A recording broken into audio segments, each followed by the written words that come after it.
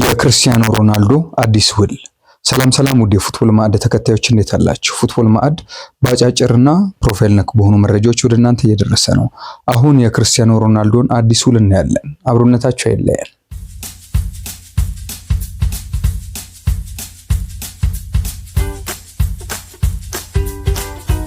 ፖርቹጋላዊው የፊት መስመር ተጫዋች ክርስቲያኖ ሮናልዶ በአልነስር ቤት ያለውን ውል ማራዘሙ ይፋ ተደርጓል። ክርስቲያኖ ሮናልዶ በአልነስር ቤት እስከ 2027 የውድድር ዘመን መጨረሻ ድረስ ለመቆየት ውሉን አራዝሟል። ሮናልዶ ከፊርማው በኋላ በተመሳሳይ ህልምና ፍቅር አዲስ ምዕራፍ ጀምሯል፣ በጋራ ታሪክ እንሰራለን በማለት ተናግሯል። የ5 ጊዜ ባላንዶር አሸናፊው ክርስቲያኖ ሮናልዶ ከ2 ዓመታት በፊት ነበር አልነስርን በመቀላቀል በተከታታይ ዓመታት የሊጉን የወርቅ ጫማ ማሸነፍ የቻለው።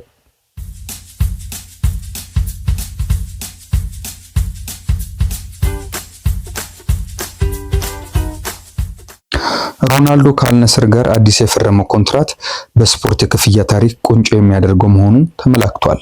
በ2 ዓመት ውስጥ 492 ሚሊዮን የተጣራ ደሞዝ ክፍያ እንደሚያገኝም ከስምምነቱ ታውቋል።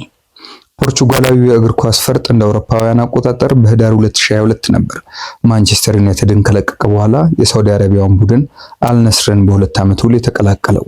በተጠናቀቀው የውድድር ዓመት ውሉ መጠናቀቁን ተከትሎ ወዴት ያመራ ይሆን የሚለው ጥያቄ ቢያስነሳም ለአልነስር እንደሚቆይ ግን ተጠርጥሮ ነበር። ሮናልዶ ውሉ መጠናቀቁን ተከትሎ የነበረው ጉዞ ተጠናቋል፣ አዲስ ምዕራፍ እንጀምራለን ማለቱም እንዲሁ። አስተያየቱን ተከትሎም አልነስር የተሻለ ውል ስምምነት ማዘጋጀቱን መገናኛ ብዙሃን ዘግበዋል። በዚህም የ42 ዓመቱ ሮናልዶ አዲስ የፈረመው ስምምነት ልዩ ጉዳዮችን ሳይጨምር በቀን ብቻ 488,000 ፓውንድ እንደሚያስገኝለት ተሰምቷል። በስፖርት ታሪክ ግዙፍ ነው የተባለለት የሮናልዶ ስምምነት የሳውዲ አረቢያ አምባሳደር እስከመሆን እንደሚያደርሰውም ተነግሯል። በዚህም 500 ሚሊዮን ፓውንድ ድረስ ክፍያ እንደሚደርስ ነው የተመላከተው።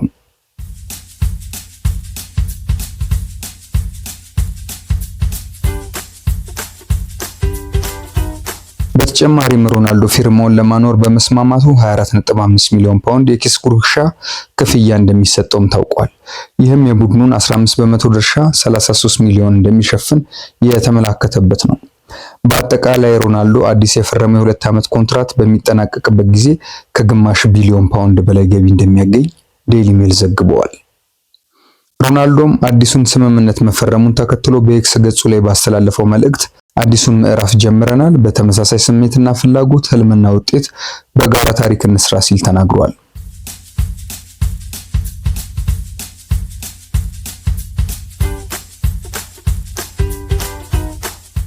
ባሳለፍነው የውድድር ዓመት ሮናልዶ በሁሉም የውድድር ዘርፎች ለአልነስር ባደረጋቸው 41 ጨዋታዎች 35 ግቦችን ያስቆጠረ ሲሆን በዚህም የሳውዲ ፕሮ ሊግ ከፍተኛ ግብ አስቆጣሪ በመሆን የወርቅ ጫማ አሸናፊ ሆኗል።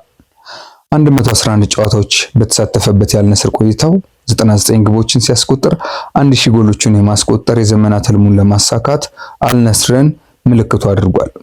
በአሁኑ ወቅት 938 ግቦችን በአጠቃላይ እግር ኳስ ህይወቱ እንዳስቆጠረ ይታወቃል።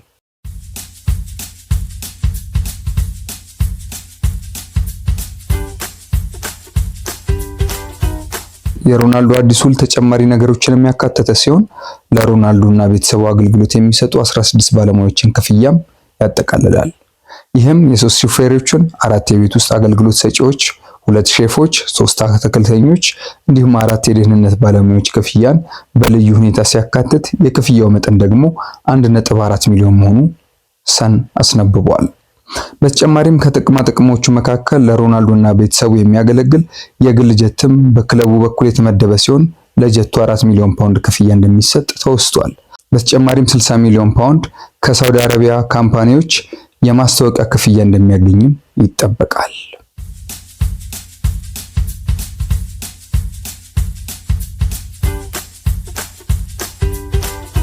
በአጠቃላይ ጠንክሮ የመስራት ምሳሌ የሆነው ሮናልዶ በዚህ ስምምነቱ የተለያዩ ጥቅማ ጥቅሞችን አስገኝቶለታል። ከነዚህም መካከል የግል ጀትና ዓመታዊ ክፍያው 178 ሚሊዮን ፓውንድ መድረሱ ነው።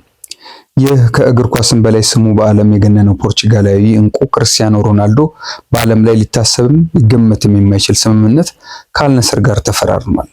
በዚህም ተጫዋቹ ቀጣዮቹን 2 ክረምታት በሳዑዲው ክለብ ሲያሳልፍ ከላይ የተጠቀሱትን ጥቅሞች በጉልህ የሚያገኝ ይሆናል። ከሜዳ ውጪ ባሉ ጉዳዮች ደግሞ ሮናልዶ ከሚያገኛቸው ጥቅማ ጥቅሞች መካከል በጥቂቱ 15 በመቶ የአልነስርን ድርሻ የክለብ ባለቤት መሆን ሲሆን 4 ሚሊዮን ፓውንድ የሚያወጣ የግል ጄት እንዲሁም ለቁጥር የሚታክቱ ብዙ ጥቅማ ጥቅሞች ከሳውዲው ክለብ እንደሚቀርብለት ይፋ ሆኗል።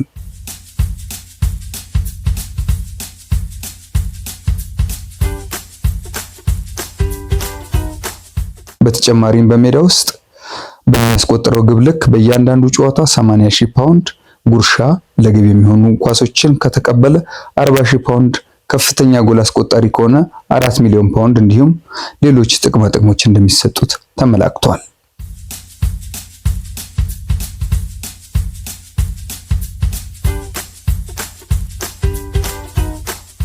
ውድ የፉትቦል ማዕድ ተከታዮች ክርስቲያኖ ሮናልዶ ከአልነስር ጋር የተፈራረመውን አዲስ ውል አስመልክቶ ያዘጋጀነው ጥንቅር ይህን ይመስላል።